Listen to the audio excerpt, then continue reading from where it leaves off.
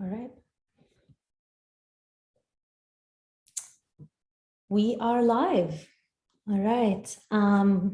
Good evening, everyone, and welcome to our fifth public talk in our series, Screaming, Human Nature in Crisis. The series is part of 421's curatorial development exhibition program, which is in partnership with the Institute for Critical Analysis. Good evening. In partnership with our incredible friends with us here today, Bombay Institute for Critical Analysis and Research, BICAR. In this program, we've been exploring ideas of artistic practice and its intersection with the Anthropocene, the environmental crisis, drawing knowledge from land and the critical role of creating amongst all of this.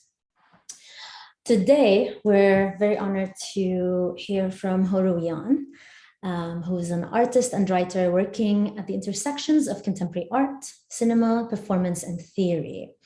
We at 421 had the privilege of having Ruyan's work in our spaces back in 2021, when it was displayed as part of Murtaza Vali's series, Substructures, Excavating the Everyday. Today's talk will be moderated by BICAR's very own director and co-founder, Rohit Goel. So if you've joined us in any of our previous sessions, you're probably familiar with Rohit, but in case you aren't, just a couple of sentences about Rohit.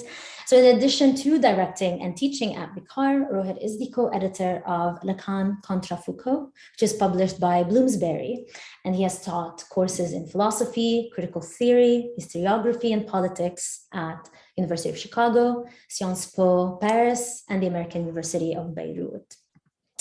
So I don't want to be the person hogging the mic. Without further ado, I'll hand it over to you, Rohit, before we move on to hear from Ruyan. Great. Thank you so much, Mace, and thank you everyone for coming both here with us on Zoom and on the YouTube. It's been a wonderful partnership with Warehouse 421, or now 421. We're really excited to have Ruyan. You talk to us through a critical intervention on the Anthropocene. And as Mace mentioned, it's the fifth in our series. So I'll introduce Ruyan, and then the floor is yours, Ruyan. And what we'll do after you finish your presentation, your talk and your presentation, is we'll take just a 5-minute pause so that we can gather and sort of process what you've said. We'll come back, and then I can help. I'll help moderate or field questions from both the Zoom audience as well as the YouTube audience. So think about your questions as Ruyan is speaking. It's a great pleasure to introduce Ruyan, who, as Mace mentioned, is an artist and writer working at the intersections of contemporary art, cinema, performance, and theory. Right. He works across primarily the mediums of lecture, essay, and film, right? And he probes into the ways by which images are produced, they circulate and disappear within context of globalization and governance. He's presented projects, and there are too many to list because I think a lot of you here already know of many of his works, but I'll just list a few. The Asian Arts Biennial in 2019, the Gwangju Biennial in 2018, Jakarta in 2017, Kochi, Sharjah, HKW in Berlin, and Hong Kong, many more. He was a DAAD fellow in 2019, or he was awarded the International Film Critics Prize at the International Short Film Festival in Oberhausen in Germany in 2019, and in 2018, not 19, he was a DAAD, a very prestigious fellowship in Berlin. And as Mace mentioned, he also has displayed his work with through Murtaza Vali's curation at Warehouse 421. So without further ado, I'll pass it on to you. Ruyan, thank you so much for being with us, and we're really looking forward to it all.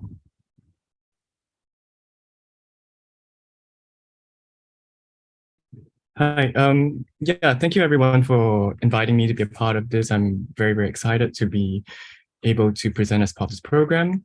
So I might just jump straight into the talk then, since we are running a bit late. do I share the screen here? Go for it, yeah. Okay, let me just see.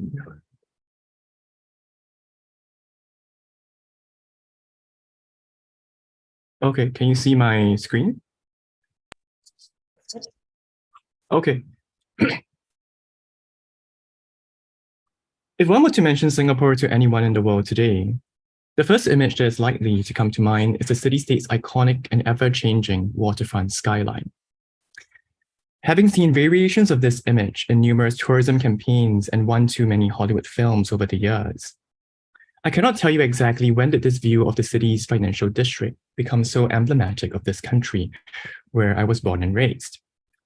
My guess is that this must have happened sometime in the 80s, just before I was born, a time when the former British colony was able to declare its success in climbing the developmental ladder through its participation in global markets, and when the ideological oppositions of the Cold War were quickly being dissolved under the pressures of global economic integration. In this view of the city, the preponderance of buildings owned by major banks appears as a testament of the impressive transformation of an export-oriented industrial economy into a global financial powerhouse, where finance serves less as a conduit for raising capital for local industries than as a site of capital accumulation in itself.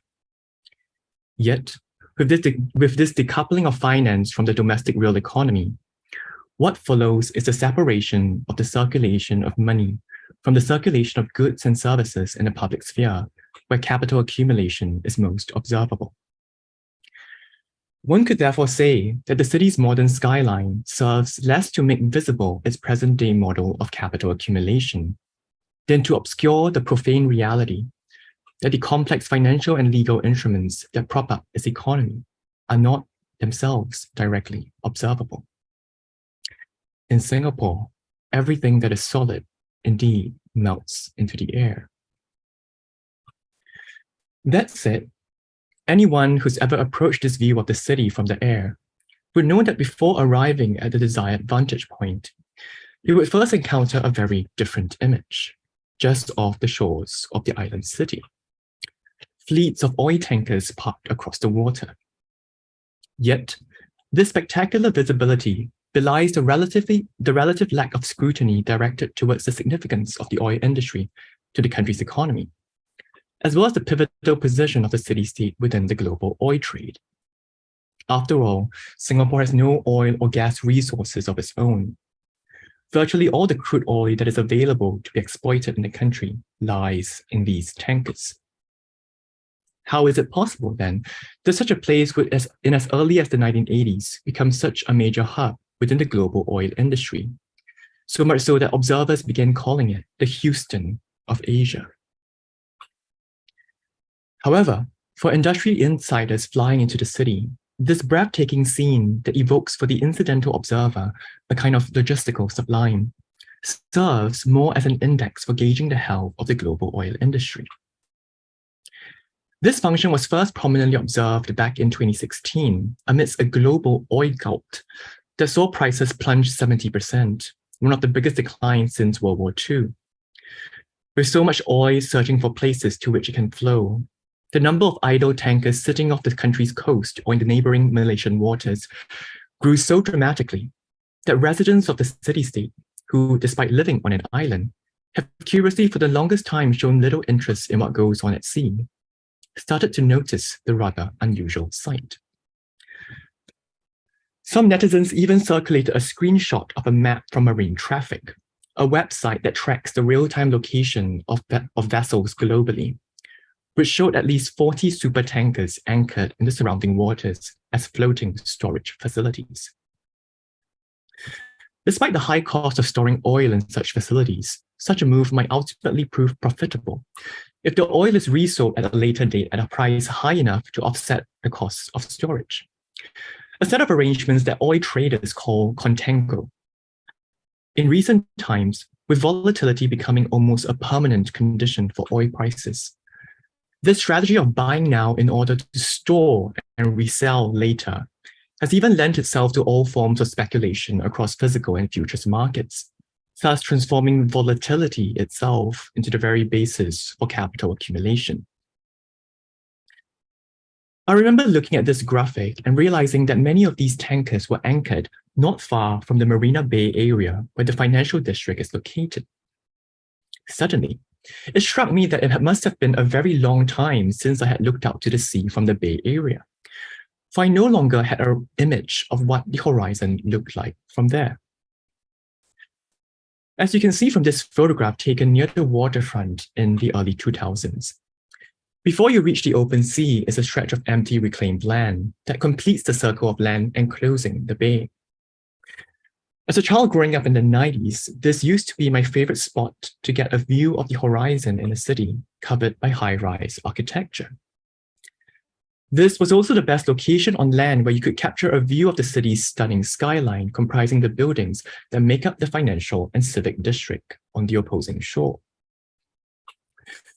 So it was only when I returned to the Bay Area after so many years in hope of capturing a view of the supertankers sitting just off the coast that I realized why I no longer had any recollection of how the horizon looks like from the waterfront.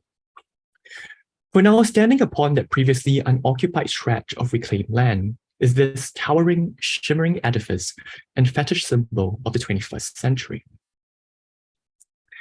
This is Marina Bay Sands, a multi-billion-dollar resort property owned by the American Las Vegas Sands that was officially opened in 2010. First mooted in 2005, the idea to build the resort and with that legalize casino gambling was raised as part of a proposal to rejuvenate the country's flagging tourism sector. Despite the intense public debate arising from long-standing cultural and religious injunctions against gambling, the decision was eventually made to go ahead with the construction.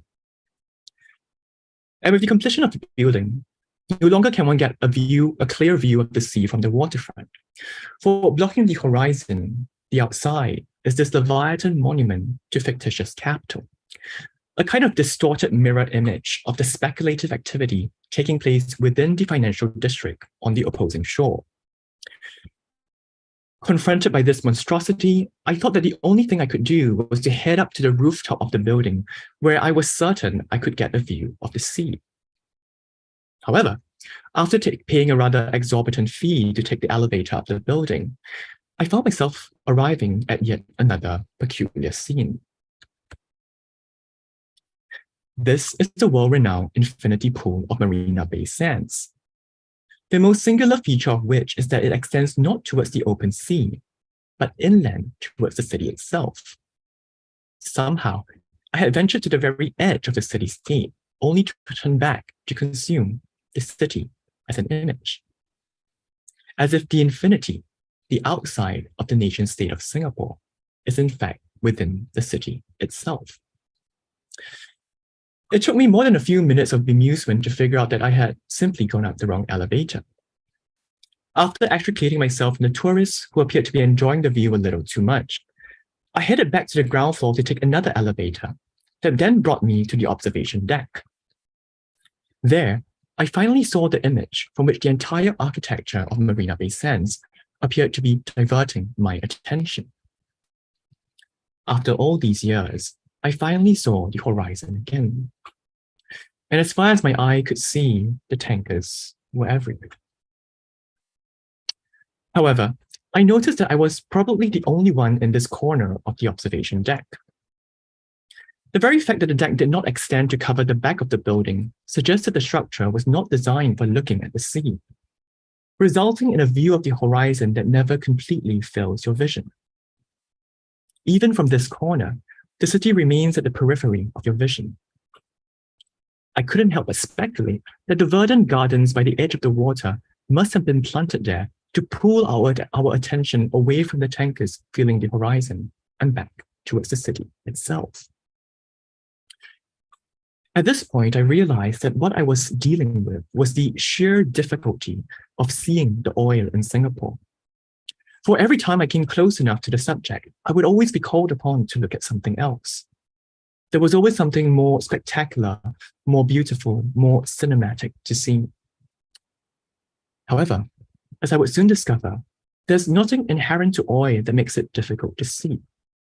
In fact, it was not too long ago that we were inundated by images of oil, showing how it leaves the ground, how it moves, how it in turn enables movement across land, air, and sea. Images that made up the developmentalist dreams of industrial modernity.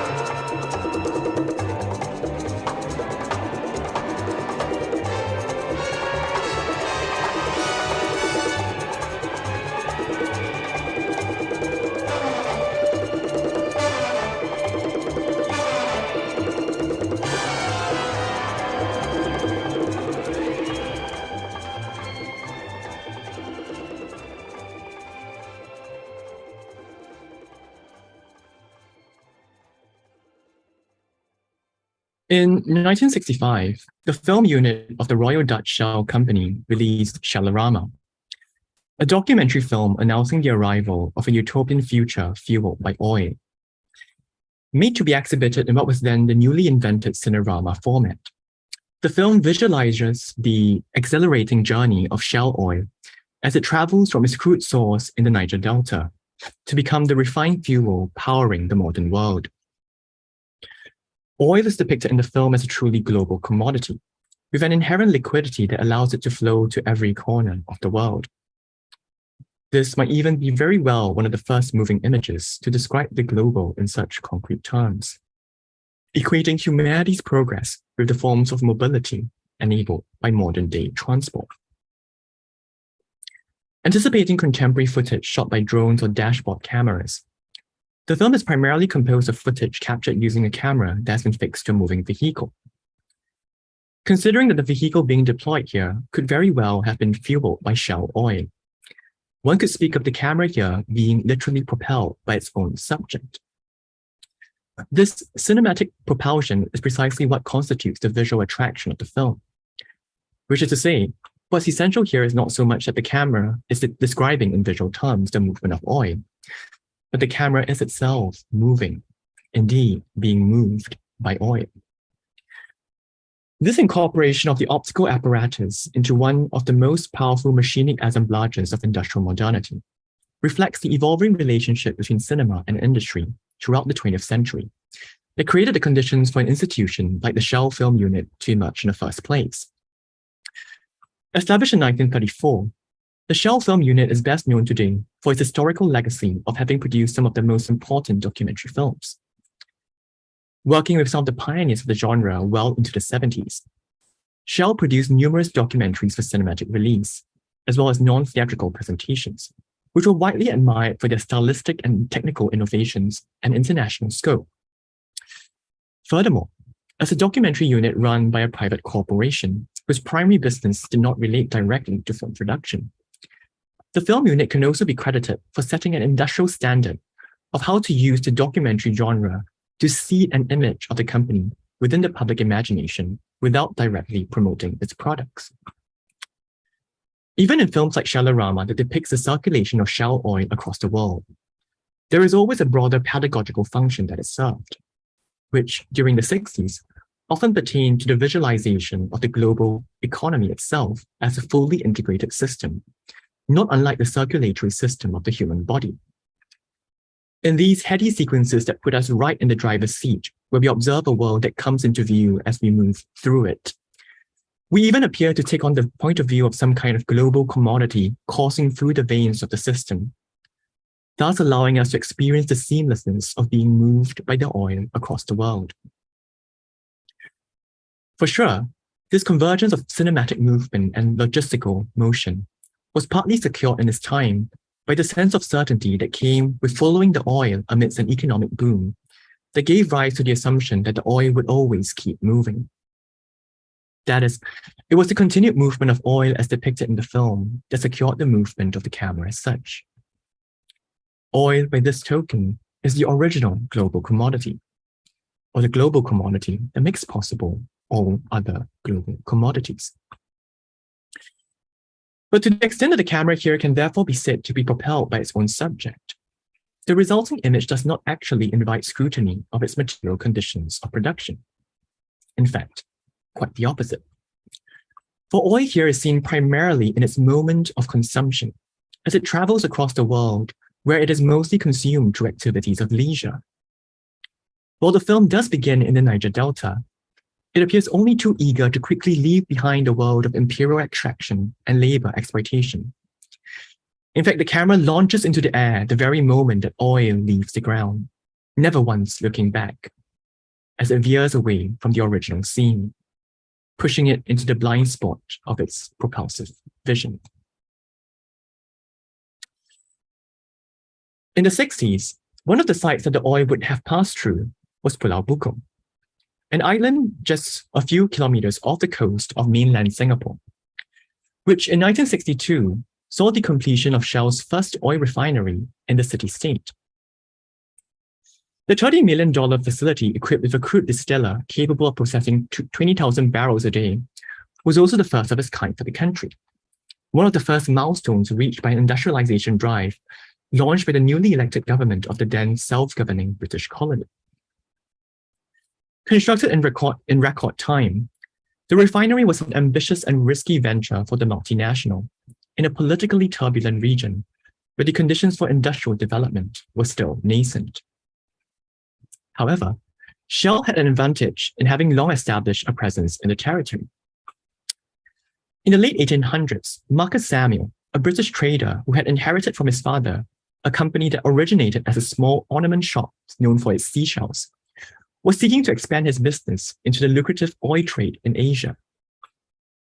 However, ever since oil was first commercially exploited in the US in 1859, Standard Oil, owned by the American John Rockefeller, had maintained a virtual monopoly over the fuel by persistently pricing its competitors out of regional markets. A strategy it was able to pursue through its control of almost every major port in the world, which allowed it to use the higher prices in markets where competition was less stiff to offset their losses in the markets where they were trying to undercut their rivals.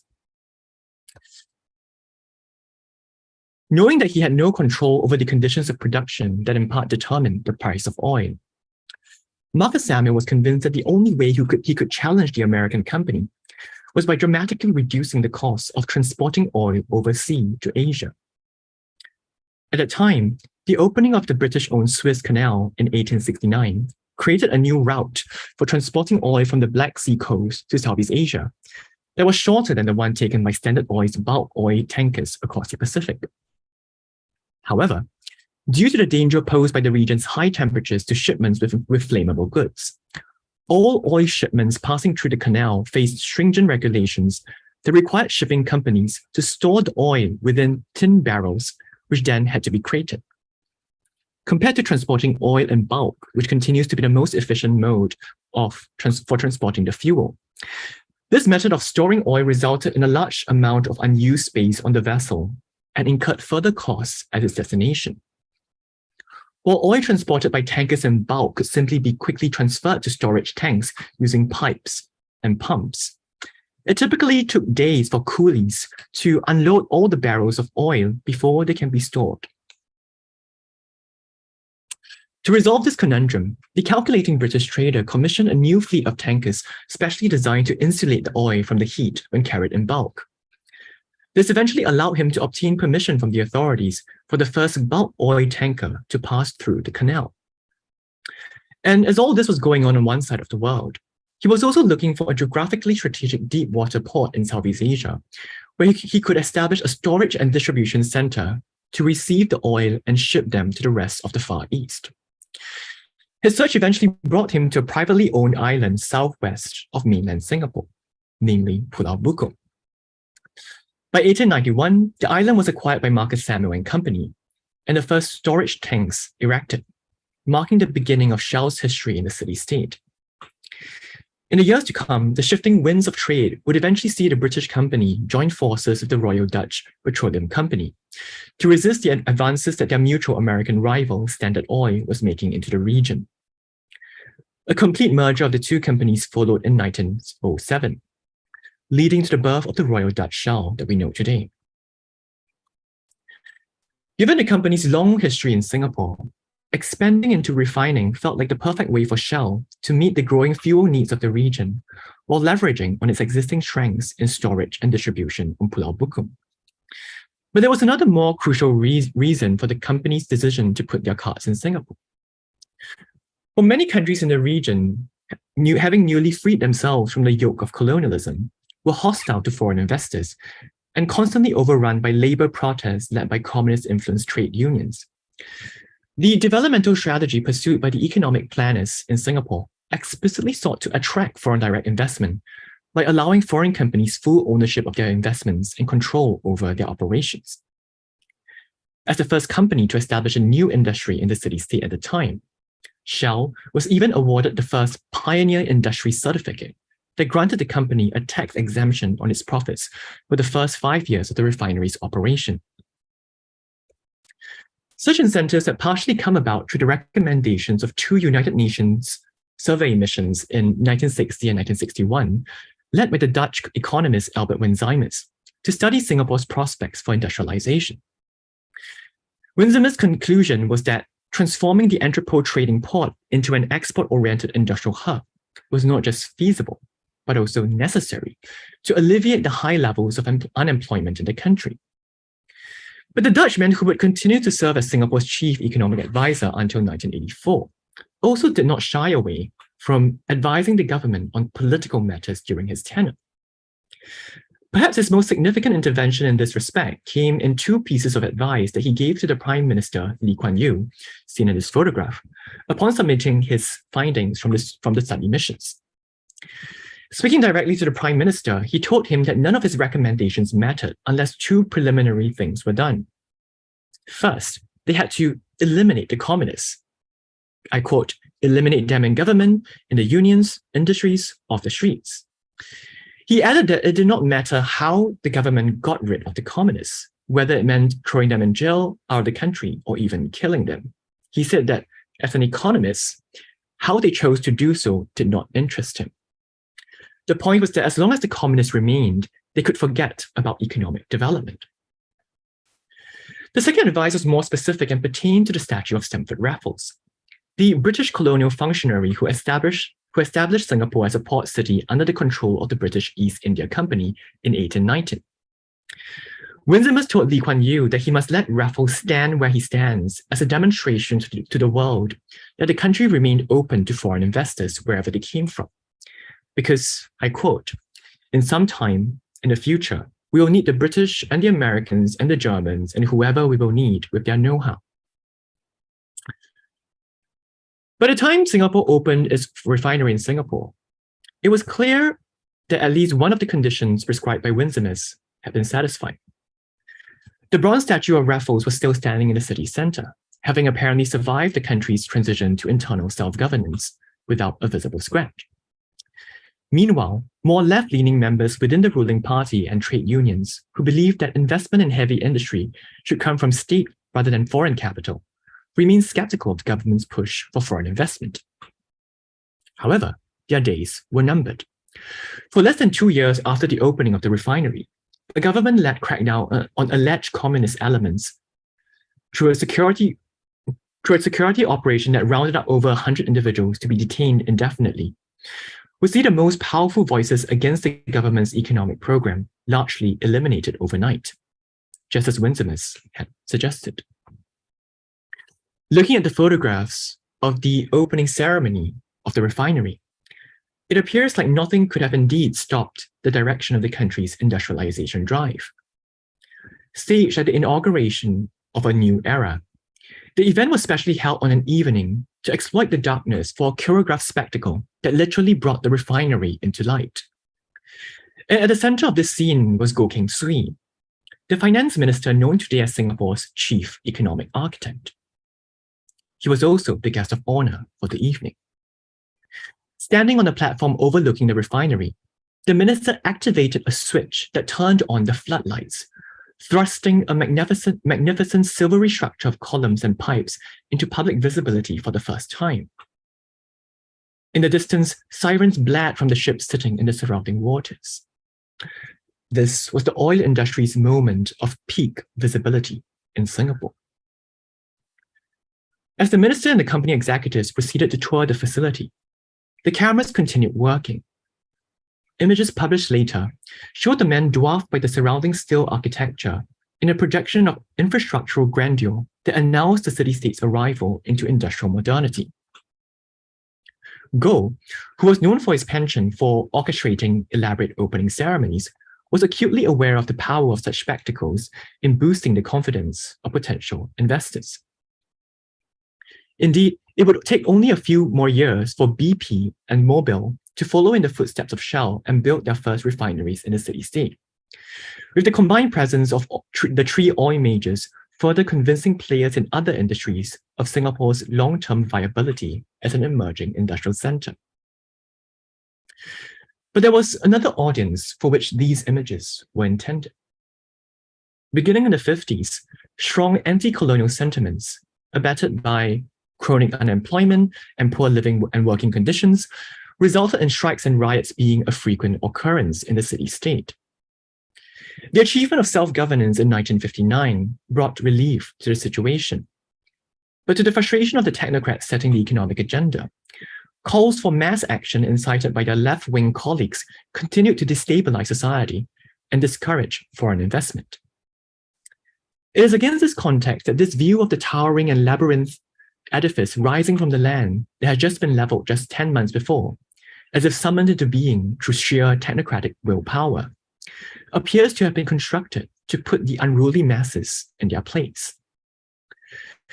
If the colonial sublime, as the media anthropologist Brian Larkin calls it, involves the sense of powerlessness felt among colonial subjects in encountering colonial infrastructural technologies such as railways and oil wells, any sense of diminution mixed with awe experienced here is tethered more to a project of post-colonial developmentalism. Here, the imperative of catch-up industrialization demands of the subject not passivity, but acceleration, as they're called upon to keep up with the pace of a historical movement whose momentum they're made to believe they could no longer resist. Indeed, judging from the rapid expansion of the country's economy following the completion of the refineries by the three oil majors, it appears that global economic integration is a historical inevitability that Singapore was wise to have embraced from the outset. Yet, the reality is that this so-called global economy that was taking shape in the moment that the city-state was starting to call itself a global city is also not quite the celebratory, freewheeling world of consumer enjoyment that we saw in Shalarama. As the policy planners and company managers were well aware of, the refining business in Singapore had boomed through the 60s and 70s, in large part by supplying the war in Vietnam. In fact, at one point, both the US military and the Viet Cong were relying on fuel obtained from the refineries through traders who were using small vessels and tankers to carry out their supply runs along the treacherous route between the two countries. As an unintended effect of its own success in profiting from the war in Vietnam, the refining business in Singapore soon saw the emergence of competing refineries in the region, as Malaysia, Indonesia, and the Philippines began building refineries or expanding their existing capacity. By the 80s, demand in Singapore had dipped to the point that refining units had to be temporarily shut down, and would only recover in the 90s when successive wars in the Middle East, from the Iraqi invasion of Kuwait in 1990 to the US invasion of Iraq in 2003, allowed the industry to once again reap handsome profits from the ravages of war. Most curiously, a seeming anachronism has also emerged as the refining business became more unpredictable over the last few decades. Well, during the refining boom of the 70s, there was an expectation that the relatively low-tech oil storage industry that long preceded the refineries would eventually be displaced by the higher-end refining and petrochemical industries. The record shows today that storage terminals have remarkably endured the multiple oil crises to become the business more capable of delivering consistent profits in Singapore. As Ng Wing Hong suggests in his study of Singapore's energy industry, this trend can be traced back to the 80s, when the discovery that supertankers known as very large crude carriers, or VLCCs, could be used as floating storage terminals, resulted in a major expansion of the industry in the region, as independent storage terminals that were not owned by any of the oil majors began to emerge. During the global oil glut that began in 2004 and lasted through 2016, these supertankers had their heyday when the catastrophically low oil prices meant that traders were willing to pay for hefty charter costs to store their products until prices began to climb again. While the recurrence of such a period of severe oversupply is arguably a feature of a time of rising geopolitical uncertainty and anxiety over the environmental costs of fossil fuel consumption, the continued profitability of storage over the industrial processes that produce petroleum products suggests that there's something in the very nature of oil that sits awkwardly within the rhythms of capitalist production. Given the technical and financial complexity of extracting, moving, storing, and refining crude oil, sales of the product are almost impossible to fulfill in an ad hoc manner that is truly responsive to the signals sent by the market, and usually take place instead between buyers and sellers with established relationships. The problem of where to store the excess fuel in times when demand falls short of supply therefore presents itself as a perennial logistical nightmare in a manner quite unlike other commodities in global circulation.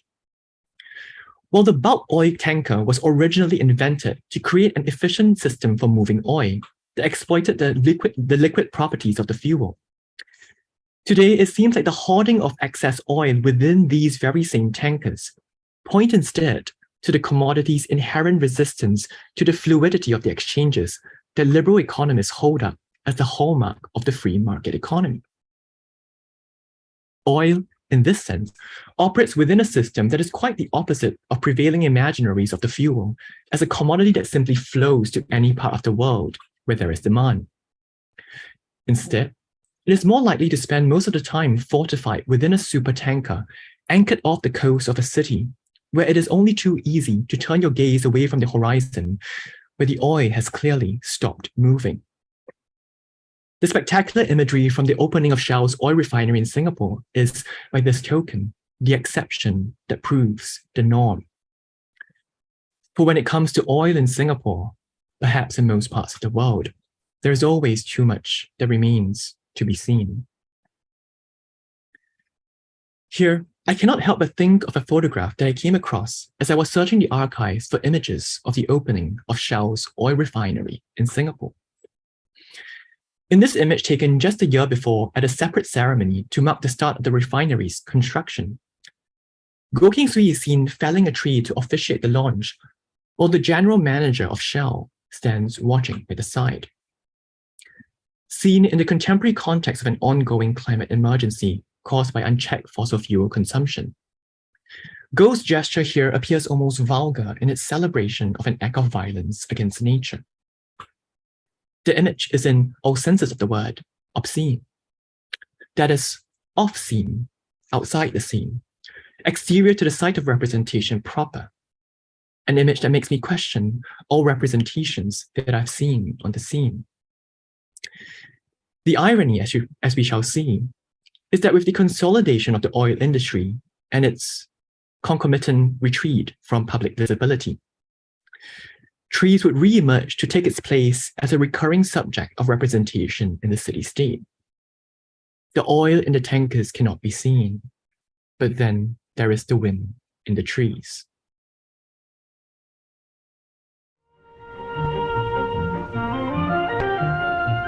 At first it looks like any other eastern city. But if you're used to eastern cities, you'll notice how clean this one is. Then you'll discover it's unique. Because here, all the crush and tumble of the East are found side by side with luxurious living. For here are open spaces, fine buildings, and orderly traffic.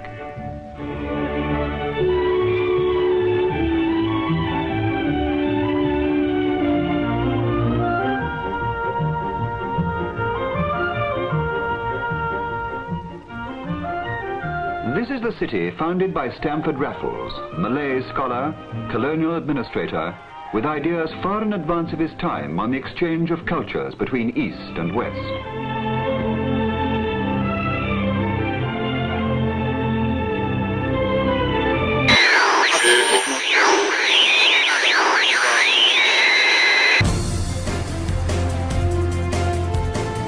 Befriending nature seemed to come easily to Lee.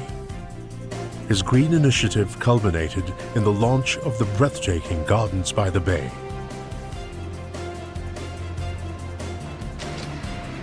It started with Lee planting a tree in 1963, a tradition he never failed to keep.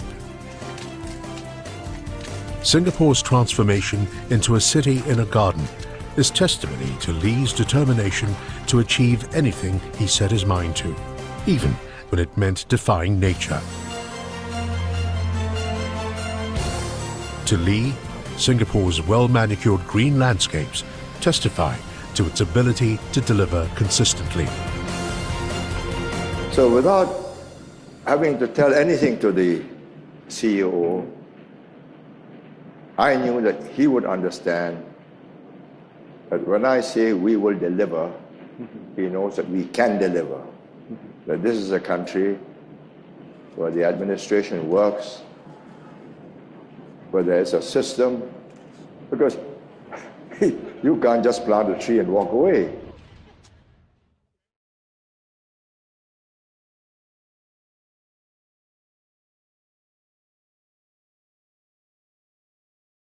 On 16 June 1963, Lee Kuan Yew, the first Prime Minister of Singapore, planted a mampet tree to mark the launch of a nationwide greening movement that continues to this present day.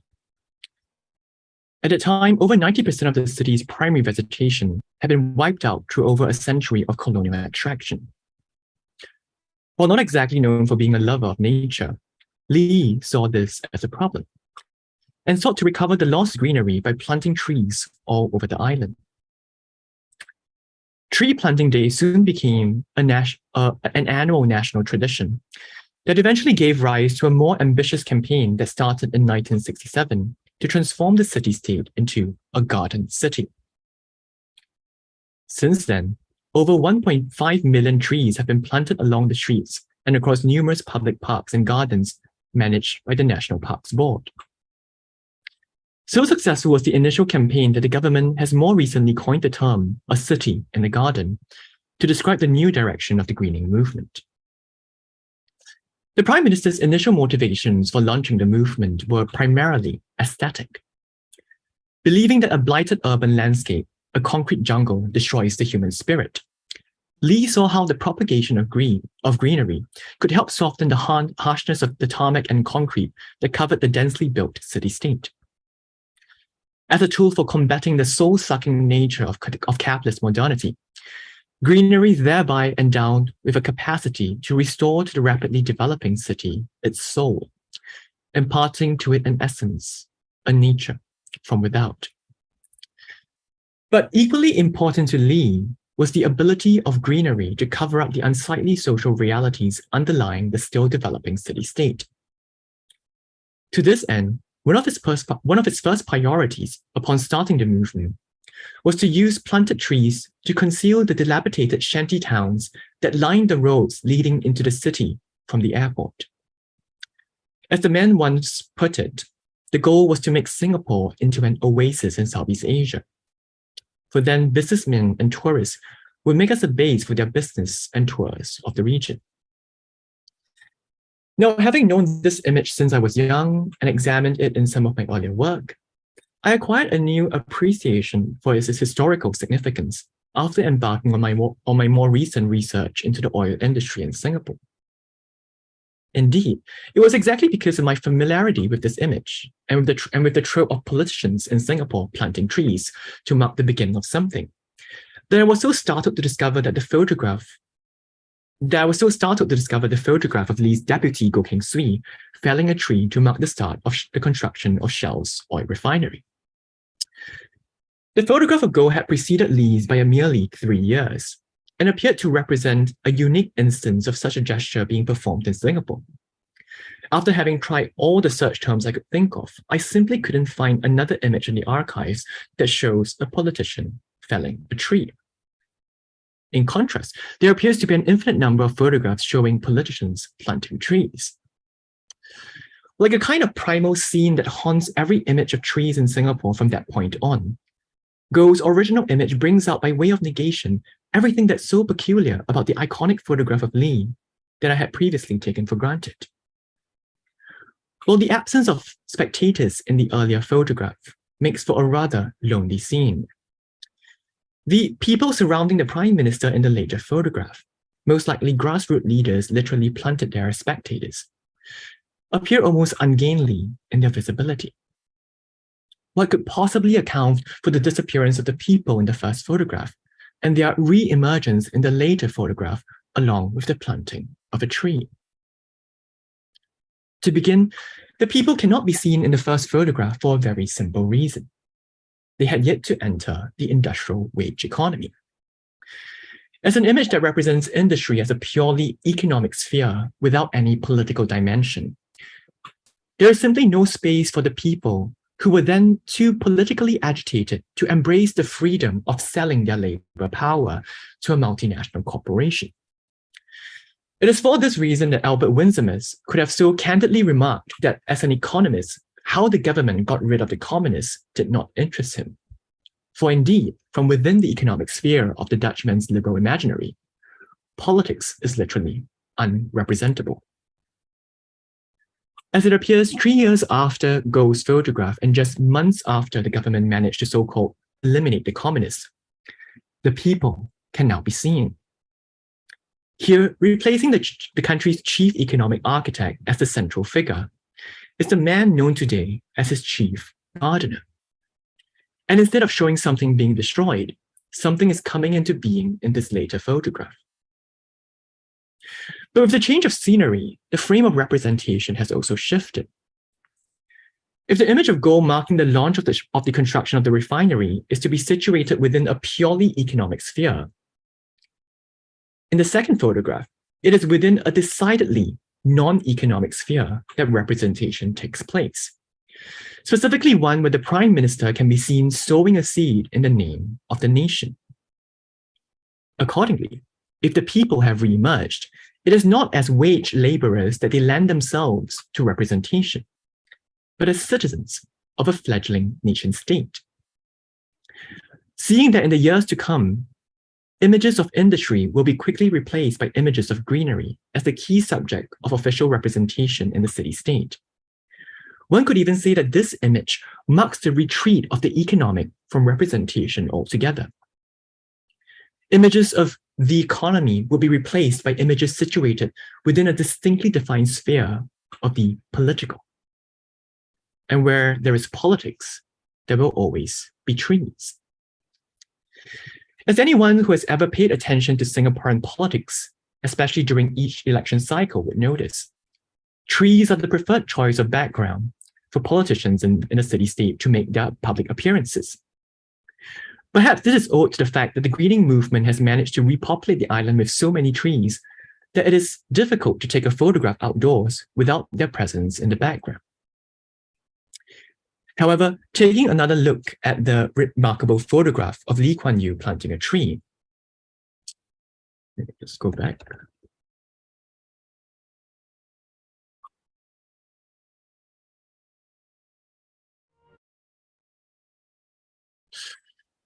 However, taking another look at this remarkable photograph, what's remarkable is that even in this moment inaugurating a Singapore of trees, trees are already present in the background.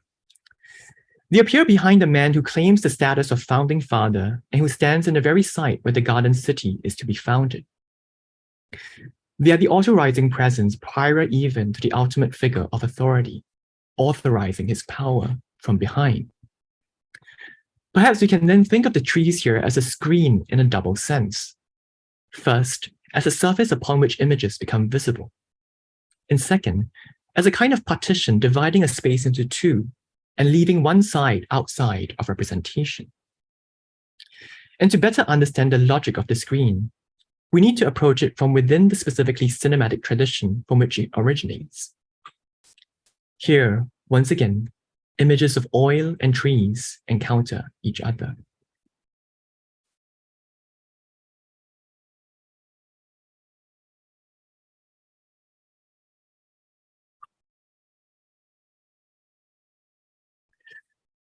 In Robert Flaherty's 1948 Louisiana story, the trees that fill up the background ironically serve a narrative that threatens their very existence. Set in the idyllic backwaters of Louisiana in the US, the story follows a young boy as he goes about his daily life exploring the wetlands, with a couple of small misadventures along the way. It is an unsentimental yet moving portrayal of the simplicity of life amidst nature. With no conflict of real consequence happening throughout the story, it is no exaggeration to say that the film manages to be so eminently watchable is because of the proliferation of trees in the background. As if with the trees, the image becomes immediately cinematic. But the more disturbing use to which the trees are put concerns a subplot that is oddly enough barely elaborated upon, the incursion of the petroleum industry. The boy's father has agreed to let an oil company drill in the stream that runs behind their house, leading to the arrival of an oil rig and its crew of drillers. However, this is hardly registered as a disruption to their lives, with the boy enthralled by the impressive machine and striking up conversations with the friendly workers. The violence of the drilling is not depicted. In fact, as it goes on, we're whisked away from the scene to watch the boy wander among the trees that literally cover up the wrecking of the environment by extractive capital. The filling of the screen by nature screens out the scenes of its ongoing devastation, further passing off the relation between capital and nature as presented here as once natural. No wonder then that for many years, the film was mistaken for a documentary, when in reality, it was a work of fiction underwritten by none other than Standard Oil. Yet one still cannot help but be captivated by the sight of trees. Truly, there seems to be something about trees that make them the preeminent cinematic background. The cinematic power of trees seems to lie in their ability to fill the frame, suggesting the plenitude of a world in which even in what appears to be our solitude, there will always be others standing by. As John Berger puts it, not without irony, trees offered men the measure of his upright space. And in this offer, mysteriously still present today as I fill up the chainsaw with petrol, there is the discreetest assurance in the world that we have never been utterly alone. As it seems, trees appear to be always already there, from the beginning, itself without beginning. They are not just in the background, but together form the background itself, the ground before which there can be no higher ground.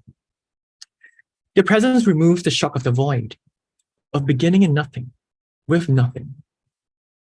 No wonder then that the child would point towards the trees moving in the wind and claim that it is the swaying of the trees that are causing the wind to move and that are causing the wind and not the other way round, as if trees always have to be the pirateur. What's instructive here is a quote by the American filmmaker D.W. Griffith that ties the appreciation of trees with a particular form of cinephilia. Lamenting what he saw as the decline of cinema towards the end of his life, the director said, "What the modern movie lacks is beauty, the beauty of moving wind in the trees." This expression has since been reinterpreted as a call to revive the cinephilic gaze of early cinema, when the spectator allowed their eyes to wander away from the main subject to look at the trees moving in the background. As Christian Keithley suggests in his study of cinephilia, the gaze of the cinephile is one that draws its intensity from the fact that what it observes cannot be reduced to meaning or tamed by interpretation. Such is a gaze that refuses the absorption of narrative for the pleasures of the singular, for the mysterious things in themselves. That the medium of film is able to lend itself to such an experience, even with the dominance of narrative fiction, is derived from what film theorists have identified as the inherent indexicality of the medium. Compared to icons that invoke their reference through resemblance, and symbols that do so through routinized association, indices are bound to their reference by contiguity, and as such are the only signs for which the material world can be given as the direct cause. As a kind of impression of the light being reflected off the surface of things into the lens of the camera, the filmic image is therefore an index of the material world in all its complexity and indeterminacy. It was also on this basis that the German film theorist Siegfried Kracauer argued amidst the rise of Hollywood in the early 20th century. Despite the popularization of narrative cinema, the medium's most fundamental property is its privileged connection to the real world that puts it in a position to interrogate dominant modes of historiography. While it is true that the act of framing a shot is always an intentional gesture to which meaning can be ascribed, Kracauer believed that the medium's ability to vividly render every detail presented before the lens, regardless of their semantic value, allows it to surface from the margins of the image fragments of reality that cannot be assimilated within the narrative being presented. The idea is that by turning our attention to what Griffith calls the moving wind in the trees, we would be able to open the image into an alternative understanding of history itself. However, given the American filmmaker's troubled legacy as a producer of films, which in their time were already seen as promoting white supremacy, it is fair to question if such a radical potential of cinephilia can truly be realized against the preponderance of the narrative. After all, when it comes especially to trees in cinema, never are we so distracted by the moving foliage to forsake the narrative and its imposition of meaning altogether. The gaze that the trees command is ultimately returned to the main subject of the film, extending to it their aura as nature, as that which is always already there. They become the ambience to the presence in the form, the comfort noise that assures us that we are in the world where meaning is as secure as the background of trees. The funny thing is that today, One does not even need to stand before actual trees to harness their spectacular power. This much was made clear during a televised broadcast of the National Day rally in Singapore in one particular year, when the Prime Minister was seen delivering his annual nationwide address against a screen filled with images of generic shrubbery. In this curious encounter between cinema and trees, cinematic botany and botanical cinema appear to have become one. But to really see the cinematic prowess of greenery at its fullest, we only need to return to the downtown waterfront district, where the lush vegetation completes a stunning image of the post-colonial city's ascent into 21st century capitalism. Of this breathtaking and ever-changing view, perhaps the most crucial addition came in 2011 with the completion of the most ambitious garden ever built in the country, Gardens by the Bay. Spanning over 100 hectares of reclaimed land in downtown Singapore, the billion-dollar techno-botanical complex is a state-of-the-art showpiece displaying the state's horticultural prowess, with the most prominent structures being 2 climate-controlled conservatories featuring plants from all over the world, as well as 18 so-called super trees, vertical gardens powered by solar energy.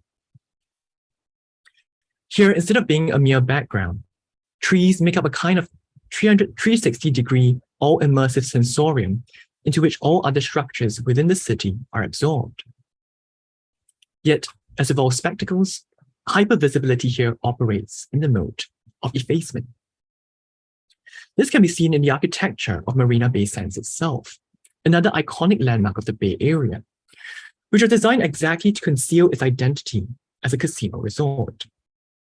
With its cantilevered sky park, water pavilions, and a lotus-inspired structure hosting a museum, extraneous features that were reportedly unappreciated by the resort's American owners. The design of the complex refutes the gaudy kitsch that has typified the casino resort aesthetic, while disappearing the casino itself within its mirrored facade, therefore allowing the city-state to continue reveling in its own sparkling clean, botanically green image. This vision of ultra-pastoral modernity, as Lee Ka-wee puts it, extends to the rest of the Bay Area, where the financial district that safeguards the wealth of the region's super rich, the construction sites where migrant laborers toil under precarious conditions, and the oil tankers sitting just off the coast of the shore, are all to be experienced as mere pictorial elements of this natural landscape. If the moving wind in the trees here fail to inspire any attempts at reading against this masquerade of nature, it is only because in a city within a garden, images of trees can only play the function of the aesthetic to the political, or in other words, an aestheticization of politics.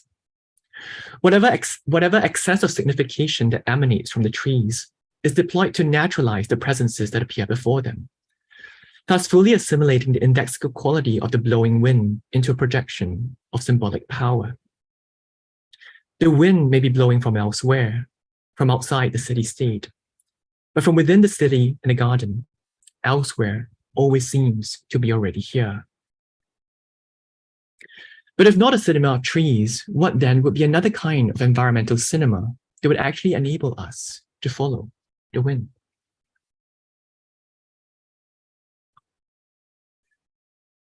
Between September to October 2015, much of Southeast Asia was engulfed in a thick haze, with pollution levels reaching hazardous levels for weeks on end. While haze is a recurring phenomenon that typically takes place each year during the dry season in the region, illegal forest burnings, in large part by oil palm companies in Indonesia, have become so widespread that year that authorities lost control of the situation. As Indonesia's immediate neighbor, Singapore suffered some of the worst effects of the haze. But despite the health hazards and inconveniences caused, this unprecedented aerial phenomenon also produced such exquisitely cinematic views of the city that one could not help but be awed. I remember that during that time, I was at a dinner party at the residency apartments of the NTU Center of Contemporary Art, which were housed within the Interlace, a futuristic condominium complex designed by the Ram Koolhaas-led architectural firm, OMA. Naturally, all of us artists were almost enjoying the view a little too much behind the tall glass windows of the building, where we could finally breathe without wearing protective mask. However, as the haze worsened over the weeks, any kind of aesthetic pleasure gave way to anger, with many Singaporeans blaming the Indonesian government for their incompetence in managing the crisis.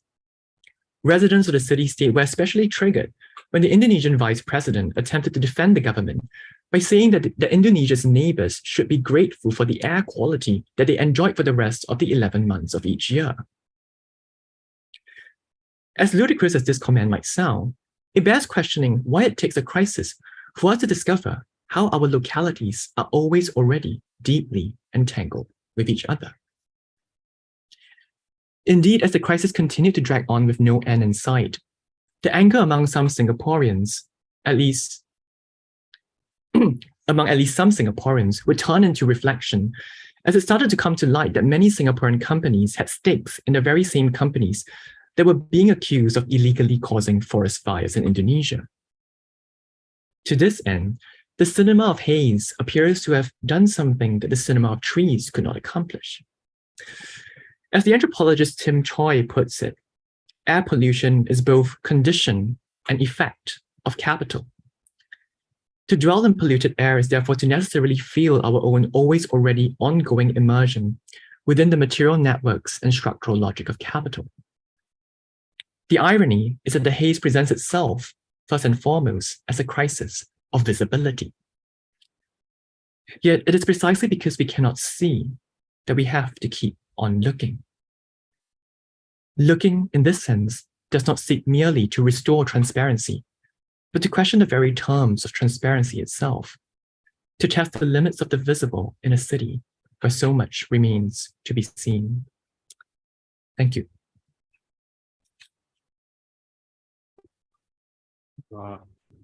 Thank you, Rian. That was a brilliant talk.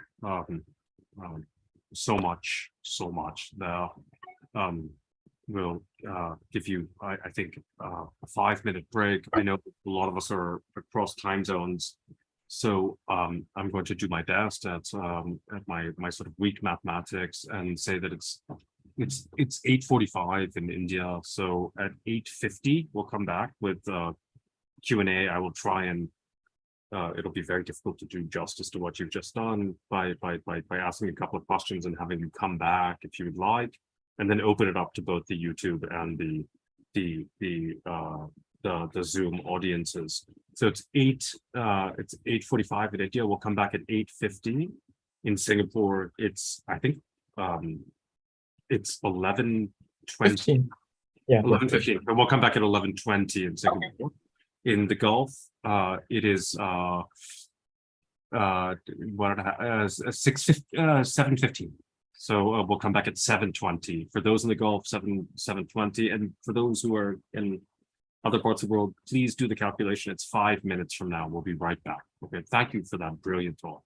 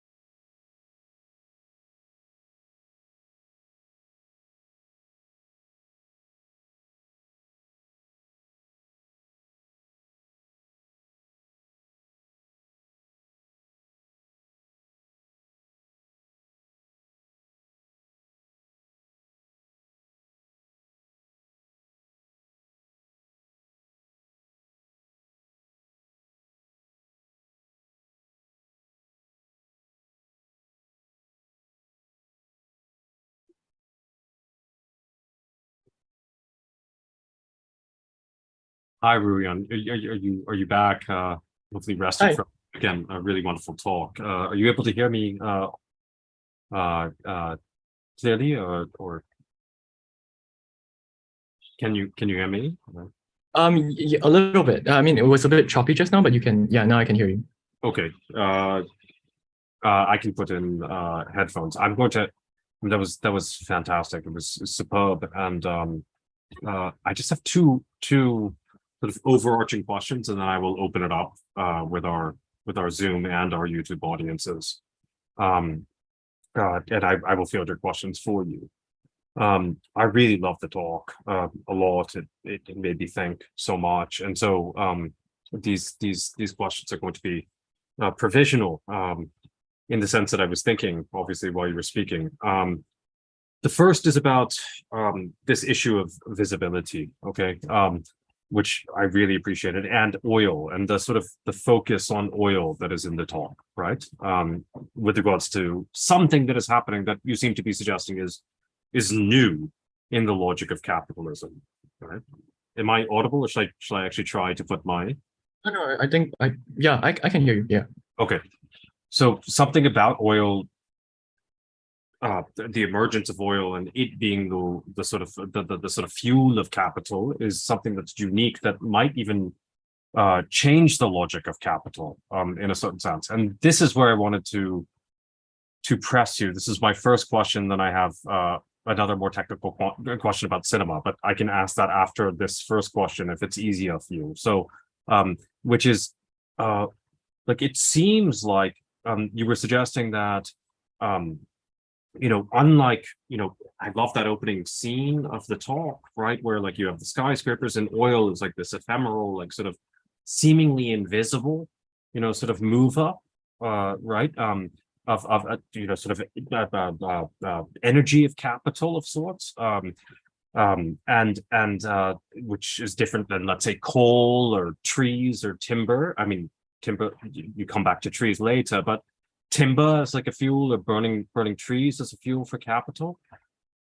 But I wonder if the logic actually changes, right, or not. Like, it doesn't seem like it really changes with oil, as the logic of capital changes. Like, the logic seems to stay the same. It's just about employing whatever fuel is required. In England, timber trees run out at a particular point, and they move to coal.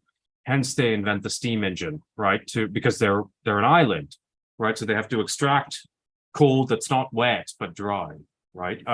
And then coal runs out, and then then there's oil. But there seems to be no differentiation, right? With the logic across timber, coal, and oil, it's always just about the perpetual accumulation of surplus value, right, of profit for the sake of profit. So my first question, I guess, which will link to my second question on cinema, which I love. Like, I mean, it was disturbing, but I love like, looked like a Hitchcock film, that shell sort of ad that you put up, or film that you put up. But my first question is just about like, is your argument too technologically deterministic, right? Is there something particular about oil that really is different from coal, from timber, that can tell us something about the logic of capitalism, right, in our contemporary? In fact, I think the hardest thing is when you were saying that it's not like, I love the skyscraper images, right? Like, but I think Marx's point here was that it's precisely that, like, it's in times when really hard and fast commodities, right, like physical things in capitalism, are being traded on the market, that actually you have something called a real abstraction. Like, it's the most difficult. It's the most difficult to perceive what is going on with regards to how these things are valued. It's actually much easier to perceive in a time of oil, right? How capitalism functions, right? So that's my first question. I don't know if you want me to put my second question, or you want to take that, and if that's clear, or yeah, maybe I can talk about this first, because it seems to be quite a big subject in itself. But I mean, to start off, I would just like to say that this is also the research into the oil industry in Singapore. is quite a new body of research for me. It's something I only really started within last year or so. And so like to a large extent, I'm also getting to know a lot about the kind of logics of the industry as I'm gathering the material. And I guess the question I'm not sure if I'm exactly saying that something that's very, I am arguing that there are certain properties that are specific to oil, but I'm not exactly saying that those would completely overpower the logic of capital in itself, or that the two are not transform it or whatever. Yeah. I mean, as as the saying goes, they always kind of are in some kind of dialectical relationship with each other. And as with this, and this applies also to this, perennial question about technology and capital, which comes to determine the other. But in the case of Singapore, for me, I think I started this research really coming from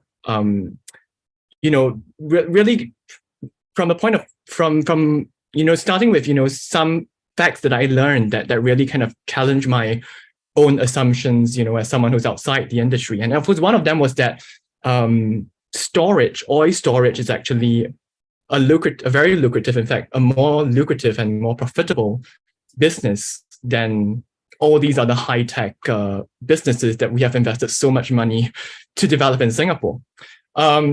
And so there was already a kind of anachronism, if you want to think about this kind of historical development. You first started out as a center just for transshipping oil. Singapore started in the 19th century as a place where Shell was just storing and distributing oil. And then came the refinery, and then came the petrochemical complex. So there is almost a kind of theological narrative that you can describe here, of the industry going into kind of higher tech sectors over time. And this is also the image, the narrative that the Singapore government likes to present, that Singapore is now entering into a knowledge-based economy, that technology is powering, our growth. But then when you start to look at the statistics of the actual economic data, then you realize that actually one of the most consistent, dependable source of profits for the industry is in this extremely, you can say relatively low tech business of storing oil, compared to all the refineries that we have. So that was one fact that kind of startled me, in terms of at least it kind of challenged what I thought I knew about the oil industry, because especially since there's a lot of pride around, Singapore being, kind of a refining hub of the region. Whereas storage is almost seen as this kind of low-end industry that is too easy for other countries to get into. So Singapore wanted to get out of it very quickly. But of course, I think one part, and this is something I also described in the lecture just now, of how storage became so important as an industry, because it also ties directly in with financial speculation of this practice of having to store oil so as to sell them later at higher prices. So it actually ties into a whole narrative of the financialization of the oil industry, of the futures market, and at that level, you kind of see it perfectly kind of adhering to a certain logic of capital. So I guess the question of it is really about which point of view from which you are starting. Some things from a certain perspective may seem very counterintuitive to a certain logic of capital accumulation.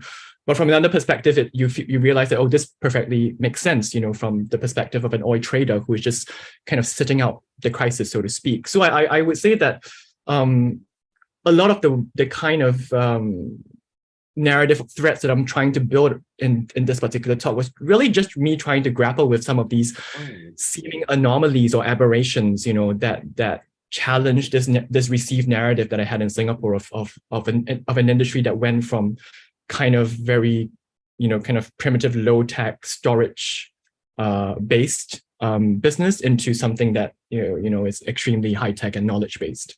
I think that was brilliant. And it reminded me of just growing up in central Pennsylvania in the US, where there were tons of grain silos, you could see them from the highways, and this is the David Harvey, the scholar that makes of capitalism, makes this point that Yeah, it's precisely, this is the limit. This is one seeming limit to capital, is that over accumulation, you're going to produce too much, let's say, oil or too much grain in this case. And no, you can overcome that through really low tech solutions, such as like sex or regeneration, reproduction. No, people are going to always have children, so we can still sell. We can store the grain, and then or store the stuff in the warehouse, and then sell it later on. Now, so I totally resonated with this. So thank you. The second question then connects to the aesthetics. I mean, to you as an artist, right? And in particular, I mean, there's so much in this talk. So I'm not, again, it's just the last thing, and then we'll open it up. But you know, that sort of Zapru door type of shot, you know, long shot of the shell video, like the cinematography of that shot was literally like a shot from, you know, behind the camera, right? Like and one would presume, I think, like from what I understood from your lecture, that this is oil who's the cameraman, right? Who's sort of drive, right? It's literally driving, you know, like and this is just a thought. This is more of a comment than a question, and so you don't have to say anything if nothing comes to mind. But what I was thinking is that while I was just seeing this drive of oil, right, which I think was the same with timber and coal and with the logic of capital more generally, I just couldn't help looking at like making a montage out of that long shot, right? Like I was just looking at on the side, on the periphery, ways in which the drive is cut by, we might call it desire, right? Like, I mean, flaws, you know, in the vehicular path, right?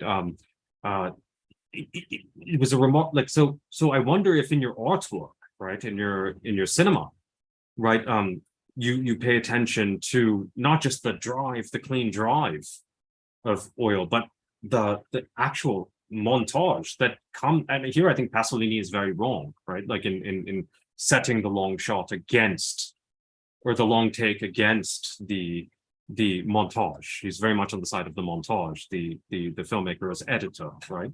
But there are unattributable shots in the long take. There, you know, like there's a lot going on that conjured in my mind as I was watching what you put on display. So just as an artist, as a filmmaker, I wonder if you could say something about that, and then I'll open it up, and I'll field questions for you if that's okay. You know, so.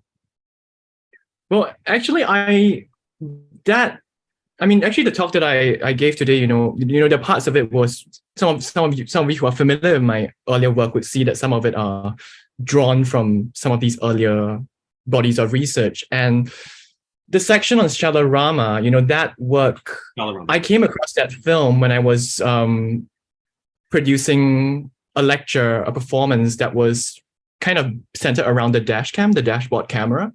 And trying to argue for that as almost like a kind of new kind of cinema that is emblematic of our current era of late capitalism. And when you look at dashboard, you know, the kind of footage shot by dashboard cameras, you know, is almost a kind of replication of this view, except now is a piece of consumer technology that almost every vehicle has, you know, this kind of relentless, endless drive. And with these dashboard cameras, this is literally a super long take, you know, it just never stops. And in fact, the whole idea is that it shouldn't stop recording, because then if not, you could miss capturing the accident that you are supposed to capture to make your insurance claims.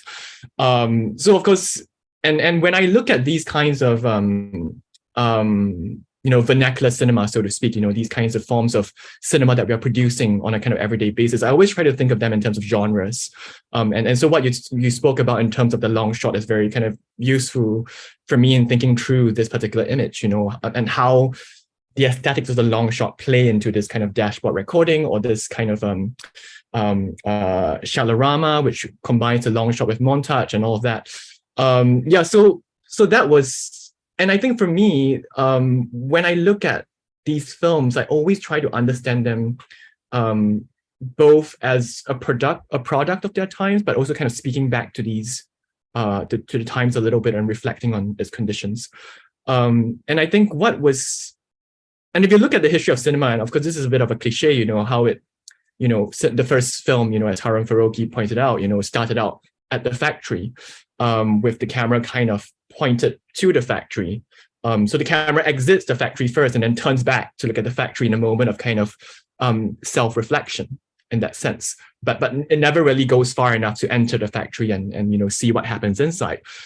But in contrast with the shot of Shalarama, as I mentioned, it's like the camera just immediately jumps off, from the Niger Delta, and there was never a moment when the camera actually looks back to the world of production. So there is also a very different kind of logic here, where actually, if you look at Shalarama, it is all about consumption. It's about you don't see production taking place, or you don't see labor in that film. So it does also.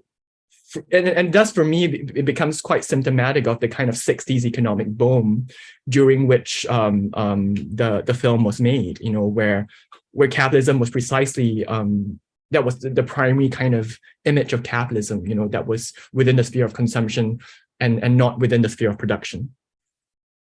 Yeah, okay, that's very interesting. I'm very interested in your book. I mean, I'm really thankful for it. If I may, Horion, or if you prefer, you can feel your own. But because I'm between the YouTube audience and the Zoom audience, so I could field your questions. If you don't mind, I'll make sure that they're. Or if you'd like me to, but ideally, so I'll read out YouTube questions for you. Okay. And then Zoom questions, ideally, people can come on. Yeah, I'm looking at the YouTube actually. Okay, well, so we're between Zoom and YouTube. So Zoom, they can come on and ask their own questions, like on video.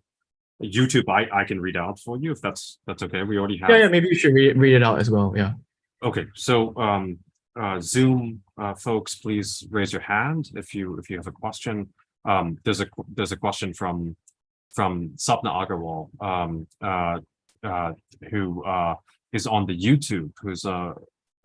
She said first, hi Ruyan, thank you so much for your talk. I think what your talk implicitly did was to think alongside the decolonial tradition of trying to dissolve the binaries that colonial capitalist modernity installed in the first place.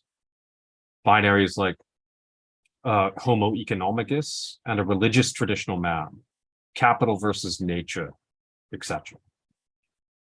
Could you please, could you parse that out a bit more vis-a-vis the idea of bringing together oil and nature and its emergence in the story of Singapore's rise to being a global city?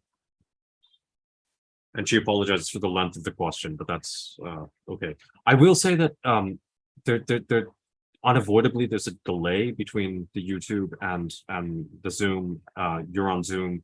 So I think she will only hear the answer to her question in about 30 seconds. So I'm not quite sure what to do about that. I'm trying to watch the video here. Yeah, but I guess I could just answer it. Start. Yeah, she'll catch up with them. So. Yeah. I guess the question is really about, in a way, like Singapore's colonial history and its transition from that into becoming this kind of global city that it is today. And Singapore has a very, I would say, from some standpoints, peculiar kind of relationship with its colonial heritage.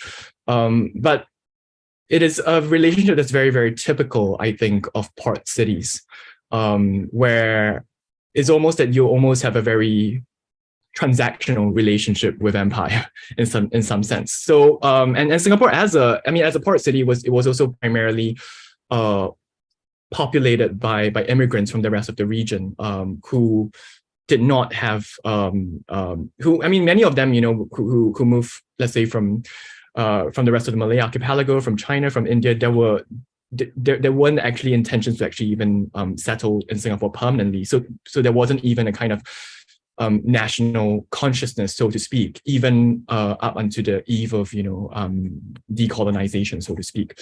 And so there is a very different kind of colonial economy here that is different from one that is centered around kind of imperial extraction, especially of natural resources, because given that Singapore, the really only key natural resource that it had was its strategic location and its deep water port. So for that reason, there was almost the transition from, you know, British Empire into a global city almost seems a little too smooth, especially when you consider this process is usually more of a historical rupture in countries that freed themselves from the yoke of colonialism. Whereas in Singapore, it's almost like you could see the government almost repurposing existing forms of colonial infrastructure into forms of investment vehicles to generate wealth for the city state immediately. And of course, this was also one of the reasons why Singapore in the 1960s was able, did a lot of things that were completely, considered to be hysterical, from the standpoint of a country that was newly decolonized. It was, so as I mentioned already in the talk, it explicitly courted foreign investment and gave them a lot of incentives in a manner that almost would constitute a kind of giving up of economic sovereignty in another context. So and as I mentioned in the talk as well, they almost embraced the kind of British colonial heritage within the official narrative as they tried to rebrand themselves as this kind of global city. For this reason, it's a very, very kind of peculiar kind of colonial modernity, and that it creates a very peculiar kind of post-colonial globality as well. But I think it also became one of the key reasons why Singapore was able to climb the developmental ladder so quickly, essentially by repurposing a lot of the tools of empire, but just using it in a way to benefit itself economically, or certain parts of the population economically.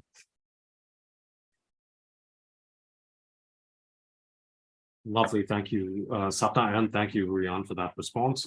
We have from Zoom, if Ritika, you could maybe come on video and ask your question directly to Rian, and then Frank Ruda from Zoom as well.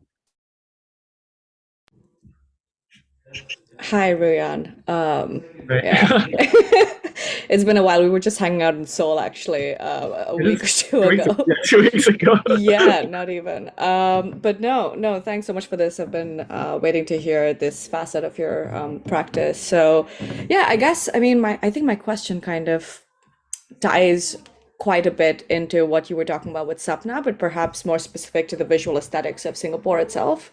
So I guess I was thinking about the Louisiana film that you showed, and this idea of the trees themselves sort of obfuscating the eco-violence that was being sort of perpetrated, right? In this sort of like newly entered way within the specific diegetic world of Louisiana within this time.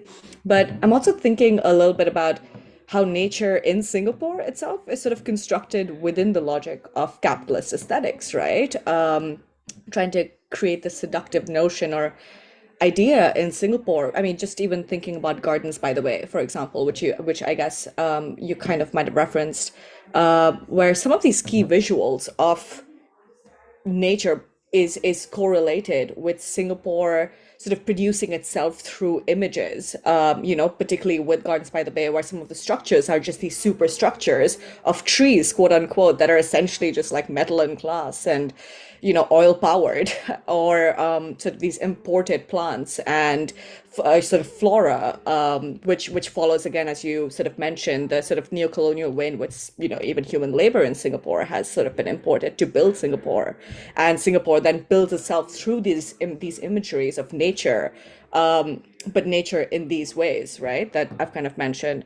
So I guess I'm kind of questioning the framework you might have established here between oil and trees and the even more complex sort of dialogic and ontological relationship within this sort of contemporary urban aesthetic context, not just in Singapore, but across many others, where this binary between exploited nature and this anthropogenic capitalism is so fraught in Singapore, and are so deeply amalgamated with one another, I guess, within this sort of collective visual landscape. And yeah, I guess I was just wondering if you could talk a bit more to that. Can you say again? I mean, can you elaborate a little bit on the relationship between oil and trees? Maybe because I think there's a point there. Maybe. I guess I don't know that much about the way in which these particular structures in Singapore are powered, but I'm assuming it has Right. something to do with oil, right? But I guess I'm kind of thinking about the way in which oil as perhaps standing in for capital, the way that you were kind of talking about with the Louisiana film, sort of correlates to the way in which the visual aesthetics and the visual landscape of Singapore as it constructs itself through things like, say, Gardens by the Bay, or this idea of nature, or as this clean sort of nature city with, you know, all of its sort of green buildings and so on, sort of play off of one another. And I'm kind of thinking about the ways in which these are actually very intrinsically amalgamated with one another, this idea of the capital and of nature. And yeah, I'm just trying to understand how to parse that within this framework of, I guess, oil and oil capitalism and nature as it sort of permeates the visual landscape of Singapore. Yeah. Yeah. I guess there has been actually a lot of work, artistic, theoretical, whatever you want to call it, about you know, greenery in Singapore and Singapore's and gardening as a kind of a political tool. Gardening as, I mean, there is an essay online you can see that actually kind of inspired Murtaza's exhibition in Abu Dhabi called I mean, so he referred to this essay that I shared with him called Paramilitary Gardening, which was actually about the garden itself as a kind of authoritarian structure in a way. So I mean, there is a lot of writing and theorizing around the garden as almost a metaphor for the kind of authoritarian paternalistic state that was seen embodied by Lee Kuan Yew. But if you read a lot of the literature, I always feel like they don't. There is not a lot that tries to connect that to the economic logic of Singapore. So it almost repeats this separation of the economic and the political in that sense. So where and this is always the problem I find in Singapore. People are more interested in talking about its political authoritarianism, etc., and taking and assuming that is incidental to its liberal capitalist model, as if oh yeah, if only the government could chill a little bit more, then this city would be perfect, because you would have free market capitalism and then free elections and and democracy as well, so there is always, implicit within the kind of liberal critique of authoritarianism is always this notion that the authoritarianism, the state control, is simply incidental to the logic of capital as it operates in Singapore.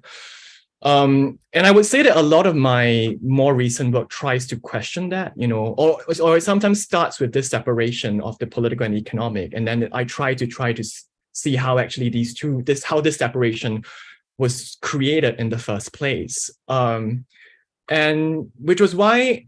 And then actually this work of this image of Lee Kuan Yew planting the tree was also something that I've explored in an earlier work. So that was the work that I showed in Murtaza's exhibition in Abu Dhabi as well.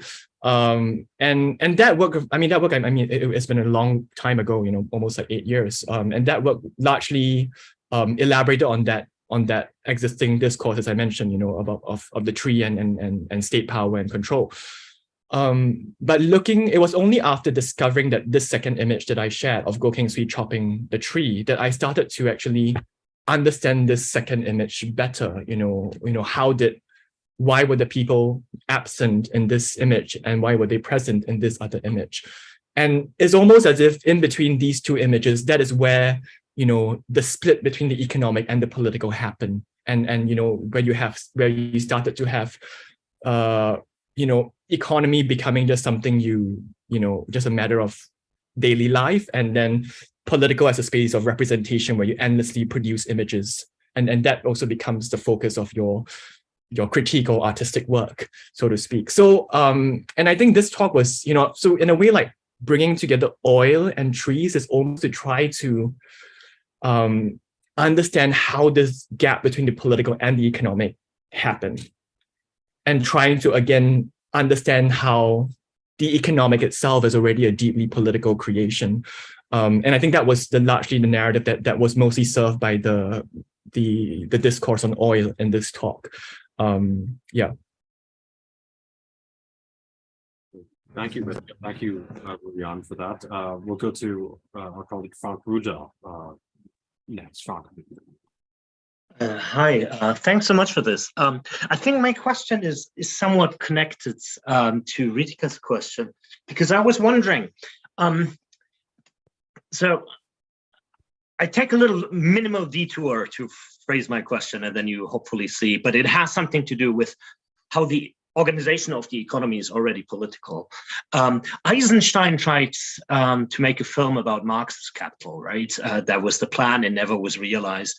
The question behind that was how to represent capital, right? I mean, that is how to find the adequate representation for what Rohit, I think, importantly referred to the real abstraction that is driving capital circulation itself. If I understood you correctly, I mean, and this is why it's just rather a question of clarification. You indicated that the representation of the oil movement in the Shell movie represents something of it. It presents how capital appears in the sphere of circulation, one could say, in the sphere of movement. But weirdly, it also represents, unintentionally, its own obfuscation from the sphere of circulation, from the actual sphere, the separation that this sphere has from the sphere of production, right? So it without saying it indicates that it's sort of separated from it, and it represents it without wanting it. So a critique or an analysis of that form of representation therefore can tell us something about the separation between, let's say, the economy of oil circulation and the actual production. But I was wondering, because twice you mentioned that the sphere of financialization is sort of detached from the sphere of production. Would one not say that somehow the sphere of production is as abstract as the sphere of financialization? So it's not like we only get the abstraction and the wrong representation of the sphere in the sphere of financialization, but it's inscribed into the very idea that there is something just concrete in the sphere of production. I mean, this is, and maybe this was your point, but this is why it's a question of clarification. This is why one can refer to the trees, right, as something concrete, as something that is unaffected by the entire organization, political organization of the economy, right? It seems neutral. It seems not a real abstraction. But if I understood you correctly, what you showed, what you demonstrated is how trees, how nature becomes a real abstraction. Right? How it is constructed as an element of an overall organization of economy and its political implication. Right? So the tree as real abstraction. Would you agree with that? Or am I forcing you too much in one direction? No, I mean, thank you for making my argument sound more sophisticated, I guess, which is always welcome. But yeah, for sure, there is a question of abstraction at the level of production itself, of nature itself, that is approached more in the second part of the lecture. But also, I mean, I didn't go so much into production or extraction itself, because Singapore, it's an economy that it is an industry that's literally alien to Singapore. So everything arrives in Singapore already kind of processed. So because of that, there is never, in Singapore, you never really feel like you are at the so-called the base, so to speak. Things arrive to you already to be processed or to be reprocessed, because it's and it's reflective of its history as a, I mean, it started as a commercial center, so it wasn't even involved in any kind of industrial process from the beginning. So for sure, that is also my starting point as a Singaporean, as someone who was socialized in Singapore, when I'm trying to do this research, because I feel like we have been almost so estranged from production, so to speak. But of course, the more you kind of try to go back to production, you also discover the kinds of abstraction that intervene at the level of the thing itself, so to speak. So I mean, this is a very kind of valid point that I think is worth elaborating upon. Yeah. I'm gonna be greedy and follow up on this as well. So what I want to ask is like, what would your art look like, right? If there was no oil, right? If you were making art in the age of timber or of coal, right? I actually don't think this is completely following up off on me, then Ritika, then Frank, and your responses, but like I don't think it would change very much, is what I'm saying. Like right. Could you like sort of counterfactually to this, or to push you, or no?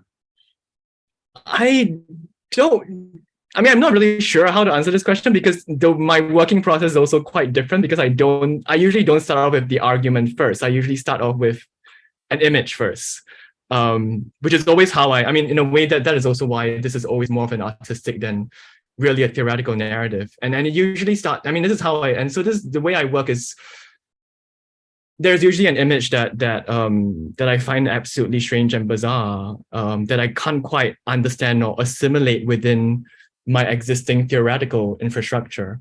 And that makes me want to understand this image. And with this work is actually this image of oil tankers sitting off the shores of Singapore. And this was an image that it was an image that I encountered, as I said, back in 2016, when they had this huge oil glut, and suddenly the oil storage industry became very visible in Singapore, although it has always been visible if you care to look. So whenever there are these moments of visibility, and very often these days, the moment of visibility is often a moment of crisis, when something stops moving, when something interrupts a certain movement of capital. That is when representation starts to take place. And as an artist, of course, I always start off with questions of representation, but the thing is that very often images that are produced from crisis often only tell a very small part of the picture, because in a way, the structural logics of capital is an operation also, in the moments preceding the crisis, where there isn't this demand for representation, so to speak. It just proceeds as it is, in the way that we simply embody it in our everyday transactions. So, I mean, I'm not exactly giving a very clear, direct response to your question, but I'm just saying that it's kind of difficult for me. I think you need to give me some kind of image of timber before we can start writing a new text on it. No, I mean, I think this could be a really fruitful path to follow. It's like to look at like Wrigley's article on the emergence of capitalism, right? Which is that it's literally the reason why Britain became, following on Giovanni Arrighi's book, the long 20th century, a very good book on why does Britain become the hegemon, the world hegemon of capital, not France? Yeah. The Brenner debates. I think your aesthetic is actually capturing a lot of really important debates. So it's because Britain ran out of trees. Yeah. And then they were like, shoot, there is our coal is it's wet coal. And so Watt invents the steam engine, right? Right. So I think that what's interesting about your aesthetic that I think that you could develop, quite brilliantly. I mean, I already see it in it, right? Is a counterfactuality to your aesthetic, right?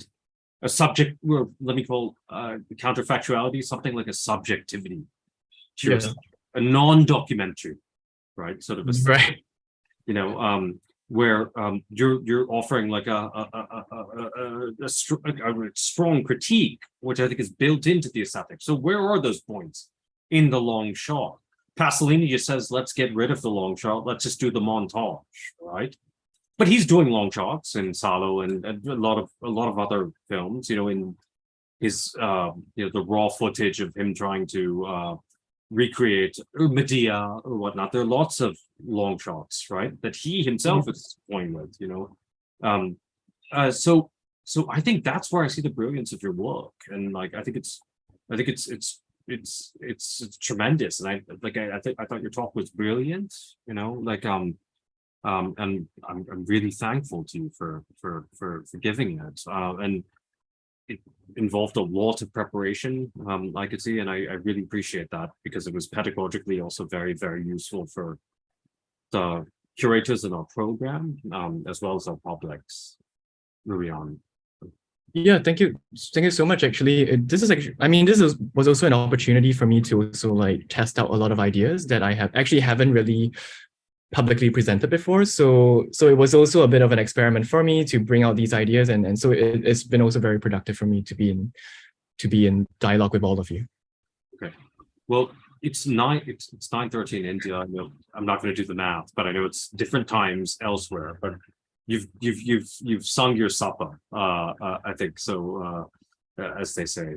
But thank you so much for this, really, Ruian. And we're really looking forward. Bikari and 421 are very much looking forward to being in touch with you and staying in touch with you, and following your work. It's fantastic. So this was superb, and I'm so thankful to you also for testing out new ideas with us. That's what we want, and you did it. So thank you. Thank you so much. Okay. Good night. Good night. Yeah. Good night, everyone. Good night. Good night, everyone from Zoom.